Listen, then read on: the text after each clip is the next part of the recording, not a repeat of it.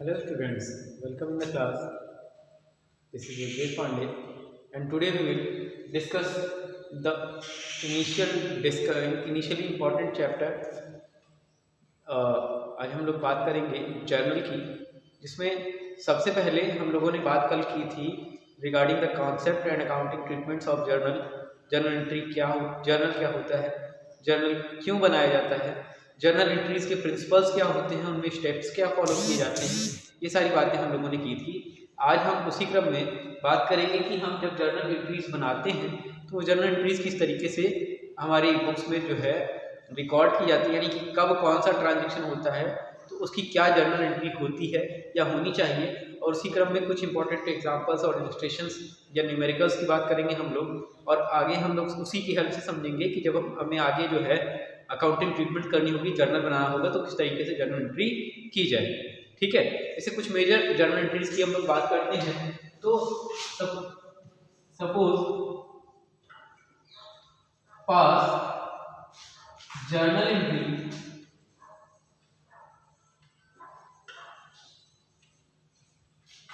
of following transaction,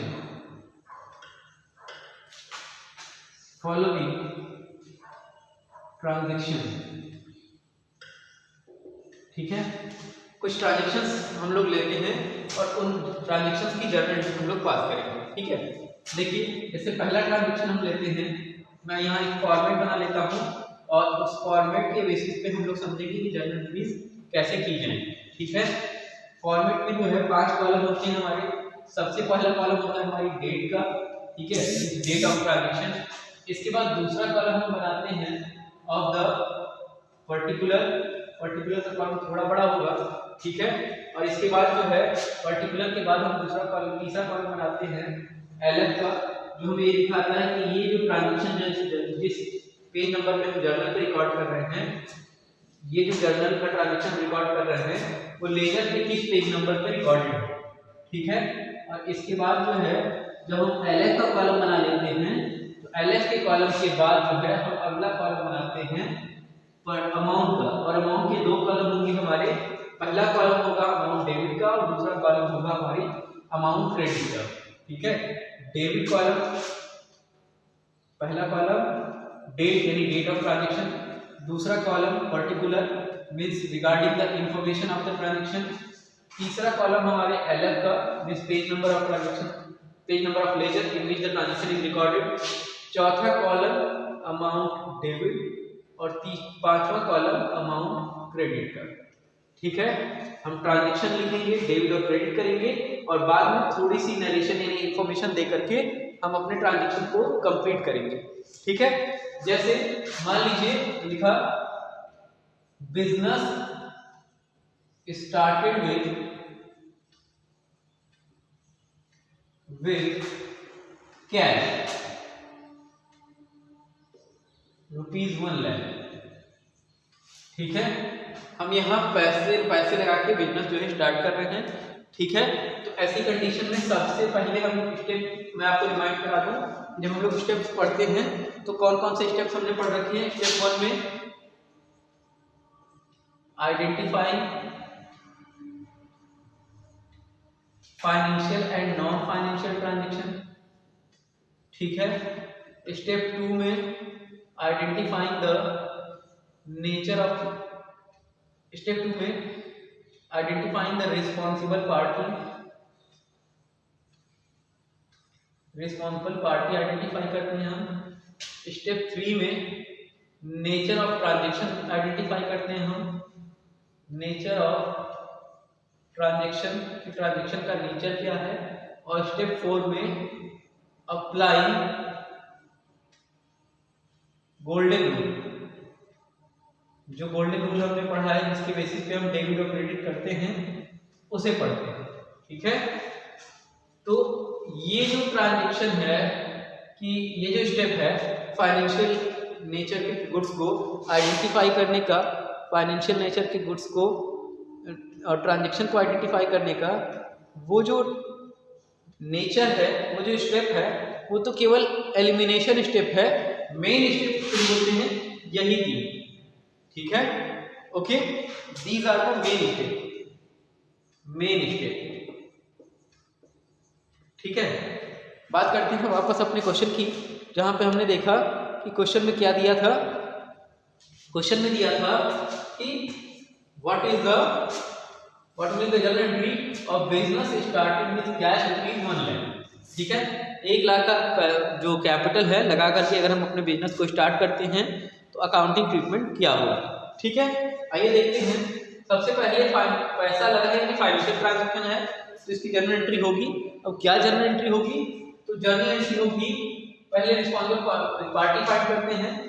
तो business started, ठीक है, बिजनेस जो स्टार्ट करते हैं वो जो है पैसा लगा के स्टार्ट किया हमने, कैपिटल लगा के स्टार्ट किया। तो जो सबसे ज्यादा इंपॉर्टेंट पार्टी थी वो जो है बिजनेस स्टार्टेड थी, यानी कि बिजनेस की कमेंसमेंट थी। जब भी बिजनेस स्टार्ट होगा तो कैपिटल लगा के स्टार्ट करेंगे हम। ठीक है, और जो कैपिटल लगाएंगे उस कैपिटल के रूप में कुछ ना कुछ हम पैसा लगा के आएंगे।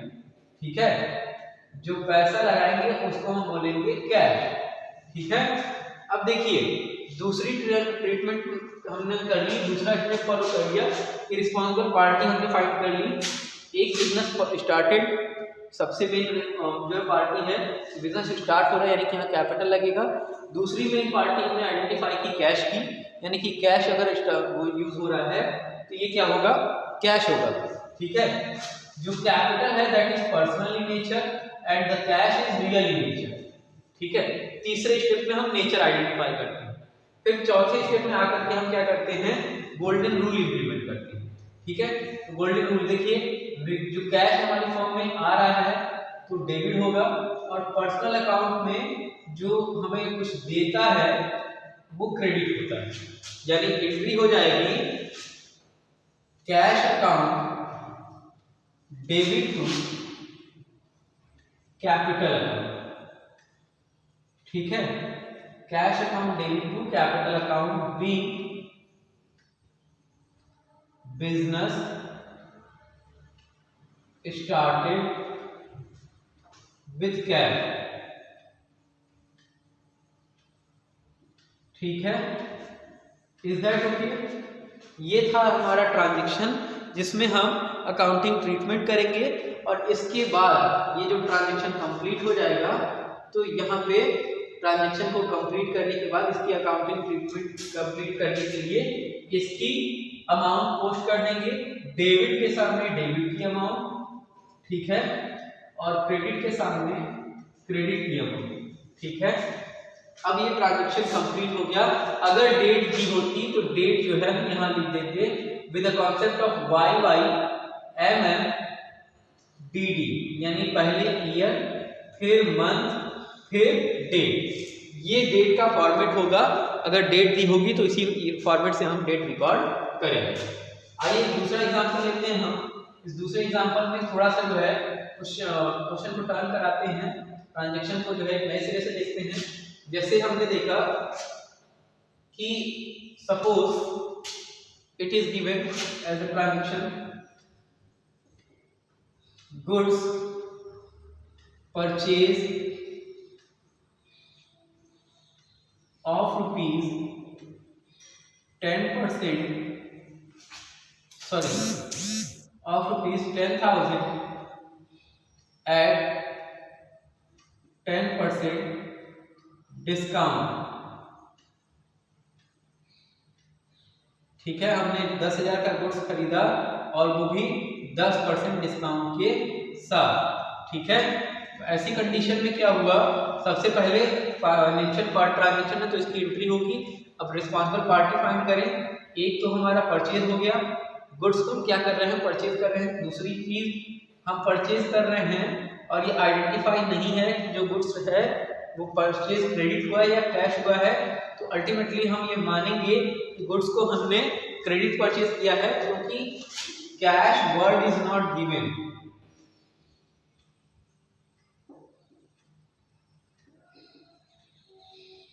ठीक है, तो कैश वर्ड नहीं दिया होगा तो ट्रांजैक्शन क्रेडिट माना जाएगा। क्रेडिट ट्रांजैक्शन यानी उधार ट्रांजैक्शन।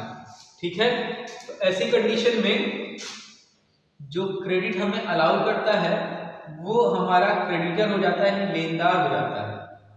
ठीक है, क्रेडिटर हो जाता है यानी कि लेनदार हो जाता है।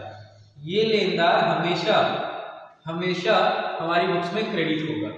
ठीक है, अगर हम परचेज करते हैं और उधार परचेज करते हैं तो उधार परचेज की कंडीशन में, अगर हम परचेज करते हैं और उधार परचेज करते हैं तो परचेज की कंडीशन में क्रेडिटर जो है एक पार्टी बन जाएगी और बीच में ये जो 10% डिस्काउंट है इसके कारण जो है हमें पेमेंट कम करनी पड़ रही है। ठीक है, तो ये भी एक जो है रिस्पॉन्सिबल पार्टी है। इन 3 पार्टीज को हम रिकॉर्ड करेंगे तो यहाँ एंट्री हो जाएगी क्या हमारी, क्योंकि परचेज रियल अकाउंट है, गुड्स आ रहा है इसलिए परचेज अकाउंट डेबिट किया हमने।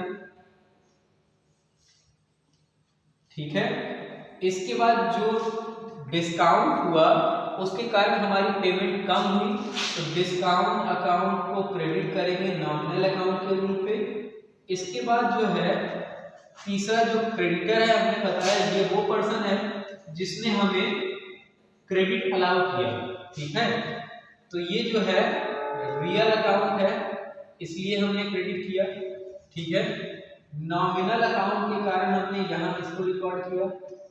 ठीक है, और इसके बाद ये जो है पर्सनल अकाउंट, इसके बेसिस पे हमने क्रेडिट किया। आई रिपीट, परचेज हमने किया तो गुड्स आया इसलिए डेबिट, डिस्काउंट हमने रिसीव किया तो फायदा हुआ इसलिए क्रेडिट। इसके बाद फिर जो है क्रेडिटर ने हमें अलाउ किया इसलिए क्रेडिटर क्रेडिट। ठीक है, नरेशन हम लिख देंगे बी गुड्स परचेज। ठीक है, नरेशन जितनी छोटी हो और जितनी समेटी हो उतना अच्छा है।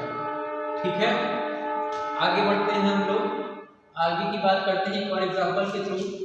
हम बात करेंगे एक और एग्जांपल की जहां हम machinery purchase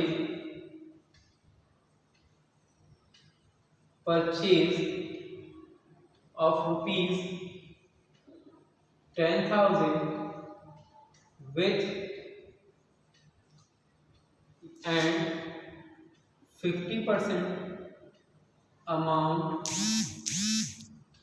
paid in cash। ठीक है, 50% अमाउंट जो है कैश पे की जाए। ठीक है, तो ऐसी कंडीशन में क्या हो जाता है, फिर से हम रिस्पॉन्सिबल पार्टी आइडेंटिफाई करें। एक तो हम मशीन परचेज कर रहे हैं। अब एक बात मैं आपको यहाँ पे बता दूं कि जब भी हम गुड्स परचेज करेंगे, ठीक है, गुड्स परचेज करेंगे या सेल करेंगे तो अकाउंटिंग ट्रीटमेंट इस परचेज या सेल के नाम से होगी। ठीक है, गुड्स परचेज करेंगे तो अकाउंटिंग ट्रीटमेंट जो है परचेज या सेल के नाम से होगी। लेकिन अगर हम कोई असेट्स परचेज करते हैं तो असेट्स की परचेज या सेल जो होती है वो उस असेट्स के नाम से रिकॉर्ड होती है। ठीक है, I hope I have clear this concept to you. तो इस आधार पे जो मशीनरी है, मशीनरी यहाँ पे रिस्पॉन्सिबल पार्टी होगी, ना कि परचेज। ठीक है, उसके बाद half amount paid in cash.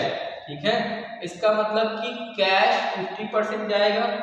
ठीक है, एक रिस्पॉन्सिबल पार्टी, और चूंकि 50% ही कैश गया है तो remaining is credit and the party who allow the credit us is called creditor. ठीक है, तो ऐसी कंडीशन में तीसरी पार्टी बन जाएगी हमारी क्रेडिटर। ठीक है, तो पहला हमारा मशीन, दूसरा कैश और तीसरा क्रेडिटर। अब एंट्री कैसे करेंगे ये बात समझिए, ये बात समझिए कि एंट्री कैसे करेंगे। देखिए, मशीनरी हम परचेज कर रहे हैं तो रियल अकाउंट का रूल लगेगा और जो चीजें परचेज होती हैं वो चीजें हमारी फॉर्म में आती हैं, रियल अकाउंट कहता है जो आ रहा है उसे डेबिट करो। इसके बाद जो 50% अमाउंट हमने कैश में दी वो भी रियल अकाउंट के बेसिस पे रिकॉर्ड करेंगे और क्रेडिट करेंगे, क्योंकि जो चीजें पे करते हैं वो क्रेडिट होती है। इसके बाद जो हमारी पेमेंट हमने नहीं दी वो हमारे क्रेडिटर के अकाउंट में क्रेडिट हो जाएगी on the basis of the rule of personal account, क्योंकि ये वो व्यक्ति है जिसने हमें अलाउ किया कि हम अपनी मशीन को क्रेडिट में मतलब बिना पैसे जो है दिए ले जाएं, बिना पूरा पैसा पे किए हम अपनी मशीन ले जाएं। ऐसी कंडीशन में ये पर्सन हमें अपनी मशीन दे रहा है और पर्सनल अकाउंट कहता है कि क्रेडिट उस पर्सन को करिए जो हमें कुछ अलाउ करता है या कुछ देता है। ठीक है, इज दैट ओके? तो एक बार फिर से मैं रिपीट कर दूं कि जो ट्रांजैक्शन हमने मशीनरी परचेज की, डेबिट किया रियल के रूप पे, कैश को क्रेडिट किया और क्रेडिटर को क्रेडिट किया पर्सनल के रूप पे। ओके, यहाँ हम लोग वैल्यू पुट कर देते हैं। सपोज करें अगर मशीनरी हमारी 10,000 की थी, ठीक है, तो 10,000 की मशीन का आधा पैसा हमने कैश दिया तो 5,000 कैश में जाएगा और आधा पैसा हमने कैश नहीं दिया तो क्रेडिटर के अमाउंट में जाएगा। यहाँ भी हमने अमाउंट अभी पोस्ट नहीं की थी, ये भी देख लें। 10,000 की मशीन का 10% डिस्काउंट अगर कटेगा तो 1,000 डिस्काउंट कट के 9,000 की फाइनल पेमेंट हम करेंगे। ठीक है, अब देखिए एक और ट्रांजैक्शन लेते हैं हम, गुड्स परचेज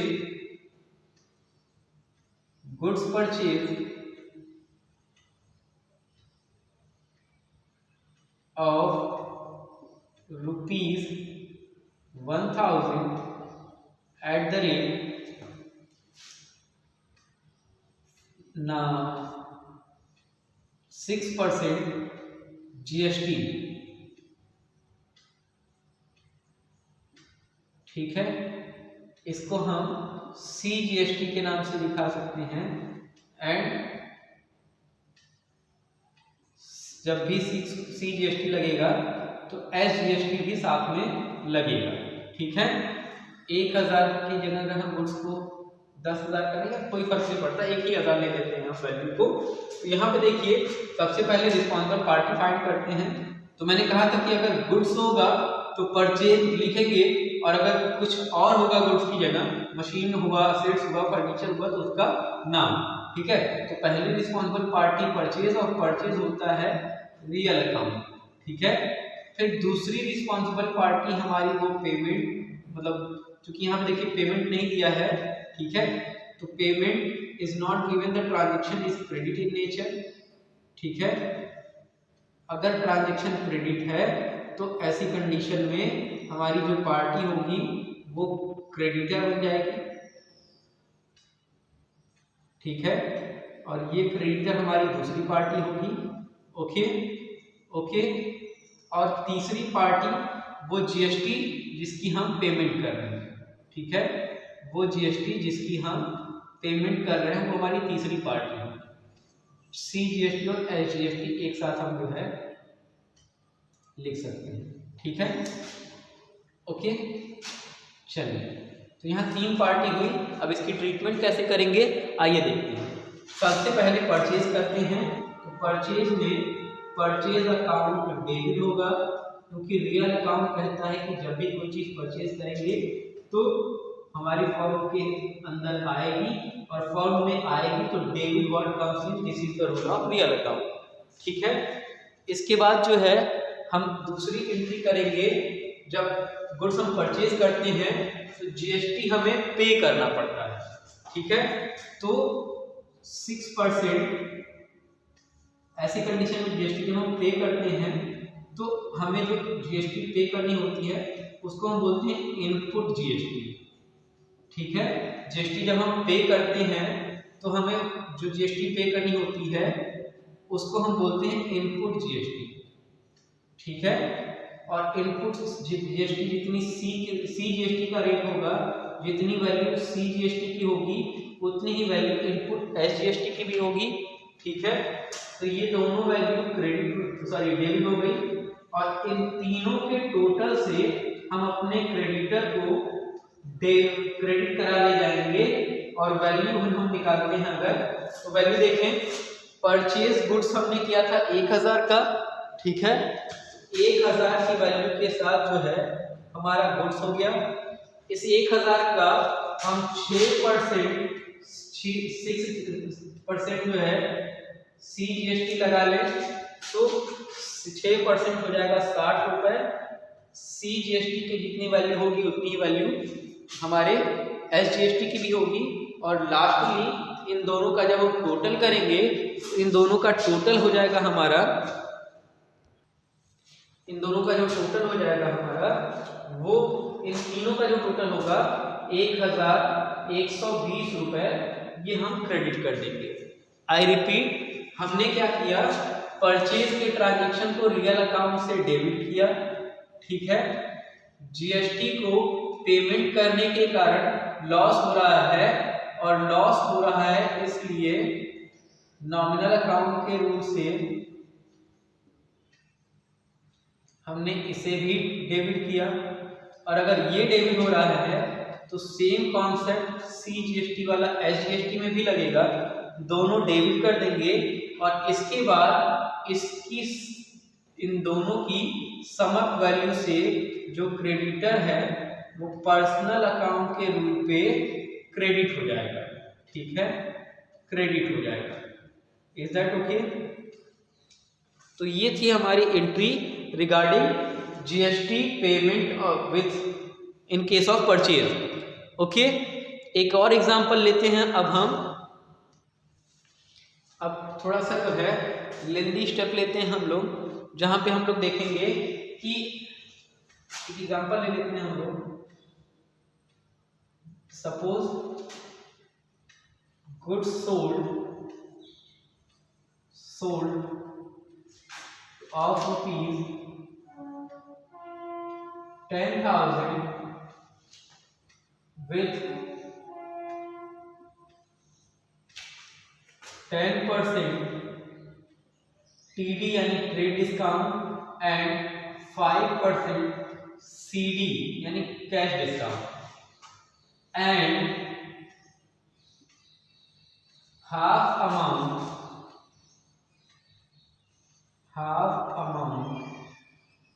पेड, सेल कर रहे हैं तो रिसीव इन कैश, ठीक है। ये रहा हमारा एग्जाम्पल, एक क्वेश्चन, एक प्रैक्टिकल इमेजिनेशन जिसके बेसिस पे हमें एंट्री पास करनी है, ठीक है। अब इसकी जब एंट्री पास करेंगे तो सबसे पहले इसकी रिस्पॉन्सिबल पार्टी को फाइंड करेंगे। पहला वो वैल्यू, वो ट्रांजैक्शन जिसमें हम गुड्स सेल कर रहे हैं, ठीक है ना। इसके बाद जो ट्रांजैक्शन हमारी जिस ट्रांजैक्शन में पेमेंट वर्ड कैश वर्ड नहीं दिया है, तो ये जो कैश है ये क्रेडिट, ये मान लिया जाएगा क्रेडिट ट्रांजैक्शन होगा। तो जैसे हमारे क्रेडिट परचेज में क्रेडिटर बनते थे वैसे यहाँ पे डेटर बनेंगे और डेटर जो है हमारी दूसरी पार्टी हो जाएगी, ठीक है। और इसके बाद TD की कोई अकाउंटिंग ट्रीटमेंट नहीं होती है, हम सीधे सीधे इसको लेस कर देते हैं, ठीक है। कैश डिस्काउंट, ट्रेड डिस्काउंट जो है सीधे लेस कर दिया जाता है। तो ऐसी कंडीशन में इस कैश और ट्रेड डिस्काउंट की भी कोई एंट्री नहीं होगी, although this is a responsible party but will not recorded at all, ठीक है। लेकिन इसके बाद जब हम कैश डिस्काउंट की बात करते हैं तो ये जो कैश डिस्काउंट है वो एक रिस्पॉन्सिबल पार्टी है और वो है नॉमिनल अकाउंट, ठीक है। Because it could not be seen, it could not be touch, it could not be physically existed. तो ऐसी कंडीशन में हम नॉमिनल अकाउंट के रूप से इसे जो है रिकॉर्ड करते हैं। और ये जो है एक और पार्टी होगी डिस्काउंट अकाउंट, ठीक है, और ये नॉमिनल अकाउंट के रूप से रिकॉर्ड होगी, ठीक है। इसके बाद जो है हम बात करेंगे कि जो ट्रांजैक्शन कहाँ रिकॉर्ड होगा, सेल जो है ये क्रेडिट होगा, ठीक है, रियल अकाउंट के बेसिस पे, है ना। इसके बाद टीडी की वैल्यू घटा करके सीडी को नॉमिनल अकाउंट से, चूंकि नुकसान हो रहा है उसके कारण डेबिट करेंगे हम, और ये डेटर है वो हमेशा डेबिट होता है। ठीक है, डेटर हमेशा डेबिट होता है। ठीक है, तो अब देखिए हमारी एंट्री क्या बन गई, डेटर अकाउंट डेबिट, जो आधी अमाउंट हमने कैश में पे की वो भी एक रिस्पॉन्सिबल पार्टी है, इसलिए कैश अकाउंट डेबिट। ठीक है, और इसके बाद जो नुकसान हो रहा है हमारे डिस्काउंट के कारण हमें, वो डिस्काउंट अकाउंट भी हम डेबिट करेंगे, और इसके बाद इन तीनों की वैल्यू को जोड़ करके हम सेल को क्रेडिट कर देंगे। ठीक है, एक बार फिर से देख लें, हमने रियल अकाउंट पर्सनल अकाउंट के बेसिस पे इसे क्रेडिट किया। ठीक है, रियल अकाउंट के बेसिस पे इसे डेबिट किया, नॉमिनल अकाउंट के बेसिस पे इसे क्रेडिट किया, और सेल को हमने रियल अकाउंट के बेसिस पे क्रेडिट कर दिया। इसके बाद वैल्यू पुटअप कर देंगे, तो 10,000 का गुड्स 10% डिस्काउंट के साथ जब हम सेल करेंगे तो ये 9,000 का हो जाएगा। अब इस 9,000 की आधी पेमेंट हमने नहीं दी, तो यानी 4500 रुपये हमने नहीं दिया, और 4500 रुपये से जब पेमेंट करेंगे तो 4500 रुपये का 5% यानी कि 225 रुपया हम देंगे और डिस्काउंट मिल जाएगा हमें। ठीक है, और ऐसी कंडीशन में जो पैसा मिलेगा हमें 4500 में से 225 घटा देंगे तो 4275 रुपये। This will be the entry. Hope I have clear this concept to you. Will be meet in the again class with a very new topic. Thank you very much.